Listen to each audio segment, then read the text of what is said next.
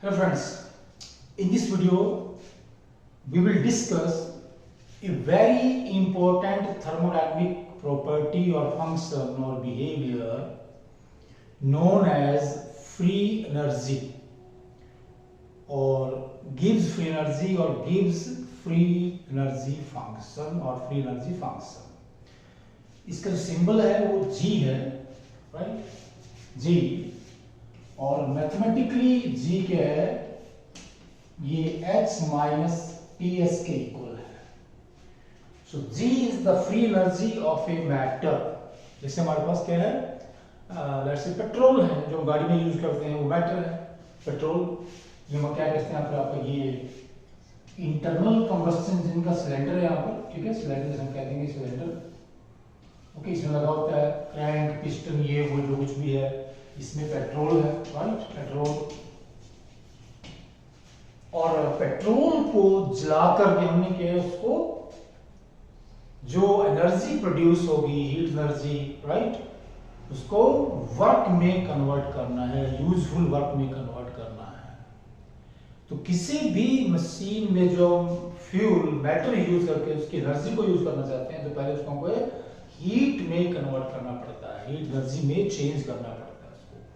तो वो क्या होता है, जी energy of matter available as useful work. किसी मैटर की जितनी एनर्जी को हम यूजफुल वर्क में कन्वर्ट कर सकते हैं, ठीक है, उसे हम फ्री एनर्जी कहते हैं, उसको हम जी से रिप्रेजेंट करते हैं। एच किसी मैटर में से जितनी एनर्जी हमें हीट की फॉर्म में अवेलेबल हो सकती है, जैसे मैंने कहा कि यहाँ पर पेट्रोल है, इसको हम क्या जलाएंगे यहाँ पर, ठीक है, तो जितनी हीट यहाँ से पैदा होगी उसको बोलेंगे हम X, enthalpy, heat content of the function.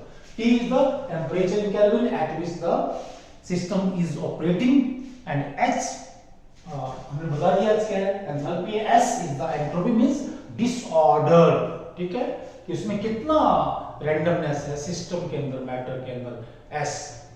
फिर हम जानते हैं कि H क्या है, U बराबर होता है U प्लस PV के, U plus PV minus TS। अब देखिए प्लीज, यहाँ पर इसमें 5 यहाँ पर चीजें हैं, U and S, internal energy and entropy, ये मैटर की प्रॉपर्टीज हैं, और दोनों क्या है, किसी मैटर के लिए U is always more than 0, S is always more than 0। This is very very important. At NTP, normal temperature pressure के ऊपर, नॉर्मल कंडीशंस में किसी मैटर का U और S हमेशा 0 ज्यादा होते हैं, हमेशा इनकी पॉजिटिव वैल्यू होती है, राइट? ये हो गया U and S। Then we have pressure, temperature and volume, these are variables, thermodynamic variables, और इनमें से जो T बहुत ज्यादा इंपॉर्टेंट है, P भी इंपॉर्टेंट है। तो देखिए प्लीज, ये देखिए यहाँ पर क्या है, यहाँ से G is a function of temperature and pressure। Free energy क्या है, टेम्परेचर और प्रेशर का फंक्शन है, मेनली इन दो वेरिएबल पर डिपेंड करता है ये G। और टेम्परेचर और प्रेशर को हम कंट्रोल कर सकते हैं आसानी से। These two variables can be controlled by us, and that is why this becomes a very important thermodynamic behavior। One more thing, हम बोला कि G depends on, G is a function of temperature and pressure mainly। These two variables can be controlled by us, so we can say G can be controlled by us, or we can study G very easily by changing temperature or pressure, keeping one of the two variables constant। अगर T को हम very करेंगे तो P constant रहेगा, P को very करेंगे तो T constant रहेगा। और इस तरह की इस चीज के जो एप्लीकेशंस है वो बहुत ज्यादा है, किसमें, फेज ट्रांजिशन में। क्या है, सॉलिड जब मेल्ट होता है इसमें क्या बोलते हैं, ये सॉलिड है कोई भी, ये मेल्ट करेगा ऐसे, ठीक है, मेल्ट कर जाता है, क्या हो जाता है, मोल्टन स्टेट है किसी की भी, मोल्टन स्टेट मतलब सॉलिड, ठीक है, ये मेल्टिंग प्रोसेस है। इस तरह से हमारे पास कोई लिक्विड है, वेपर्स में चेंज होगा, यहां से क्या होगा, ये फेज चेंज है, ये वेपर्स बनेंगे। तो यहां से इन इस तरह के ट्रांजिशंस को स्टडी करने में थर्मोडायनामिक्स और जो जी हमारे पास फ्री एनर्जी फंक्शन है, ये बहुत ही ज्यादा हेल्पफुल है। और इन चीजों के हमारे पास डेली लाइफ में या साइंस में बहुत ज्यादा एप्लीकेशंस हैं। फिर बहुत सी केमिकल रिएक्शंस हैं जो हमारे लिए यूजफुल है।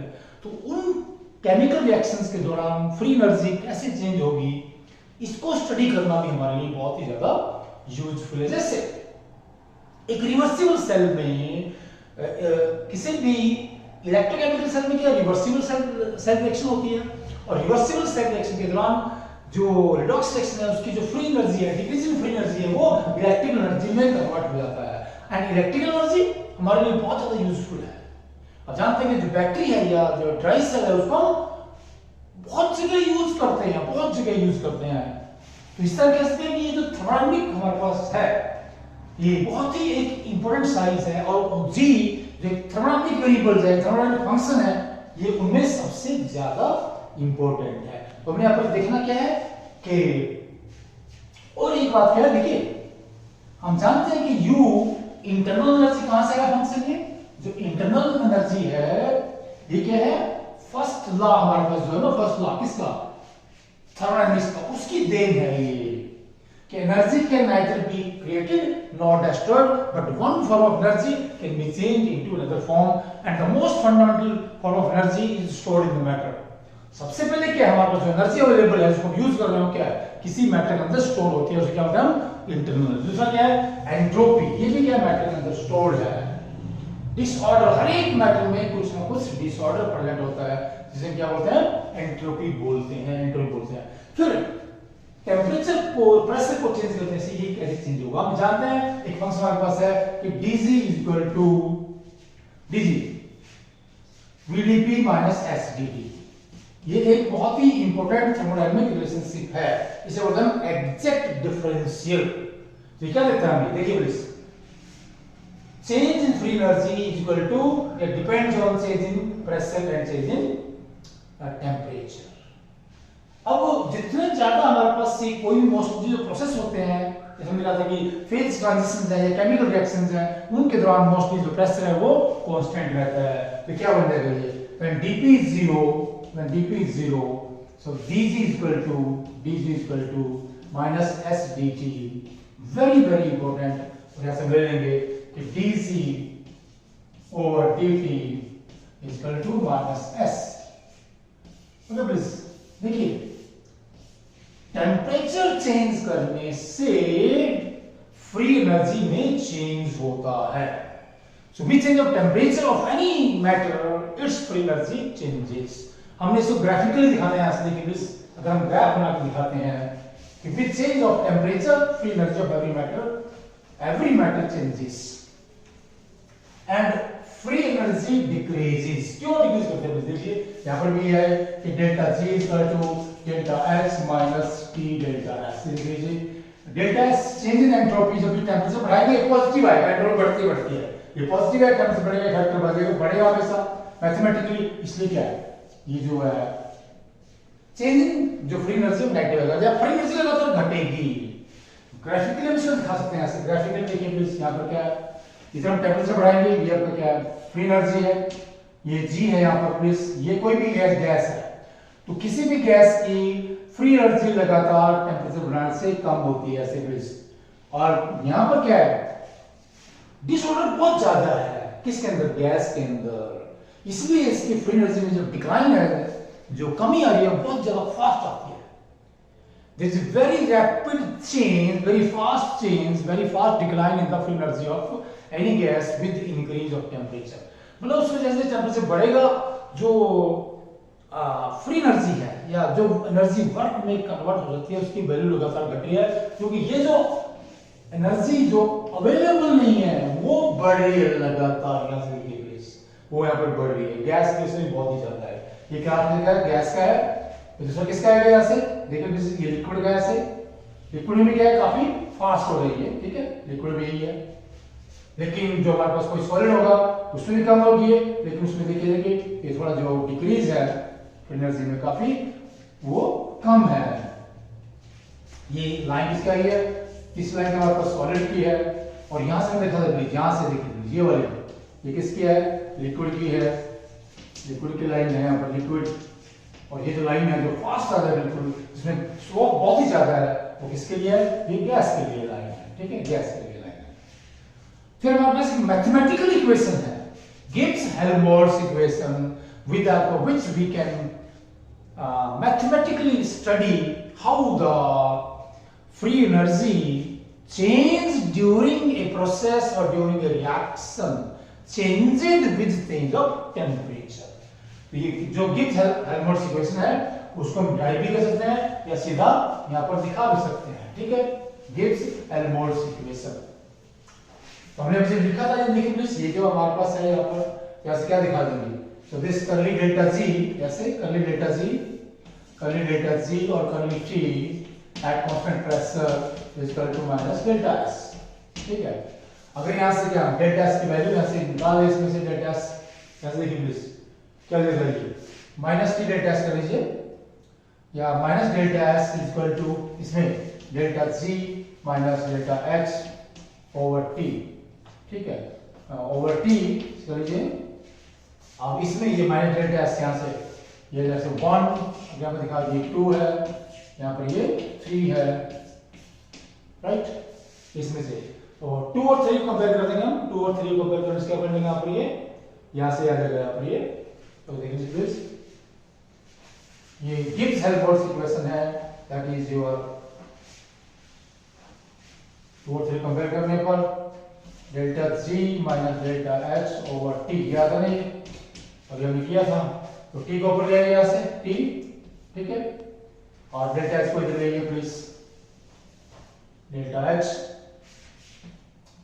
ऐसे लिख लीजिए, डेल्टा h को, ठीक है, कोई बात नहीं, is equal to delta g। So this equation is known as the Gibbs-Helmholtz equation. Delta g is equal to delta h plus t into curly delta j curly t p at constant pressure.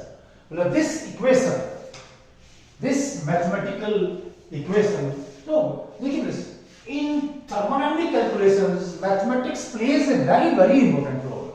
So in thermodynamics we have a large number of mathematical equations. अभी आगे हम पढ़ेंगे बहुत सारे lectures में, it means and actually in science mathematics plays most important role, क्योंकि अगर हम किसी भी वेरिएबल की, किसी भी प्रॉपर्टी की, किसी बिहेवियर की को हम क्वांटिफाई नहीं कर पाएंगे, उसकी वैल्यू के हम ग्राम में या किसी भी चीज में क्वांटिफाई का क्या होता है, उसकी मात्रा बताना, अगर उसको हम मात्रा नहीं बता पा रहे हैं तो उसको यूज नहीं होता है, ठीक है। So quantification in chemistry and even in this thermochemistry or thermodynamics is highly important. That is why we have large number of mathematical or you can say thermodynamic relationships in thermodynamics. And this is the Gibbs-Helmholtz equation. This gives us the change in free energy with change of temperature at constant pressure. Very important please, very important. इसमें क्या है, अगर मेरी दो अलग-अलग temperature पर क्या है, डेल्टा जी की वैल्यू पता है तो उससे हम डेल्टा एच भी कैलकुलेट कर सकते हैं। ये इसका एक बहुत ही बड़ा एप्लीकेशन भी है, इसका गिब्स-हेल्महोल्ट्ज इक्वेशन का।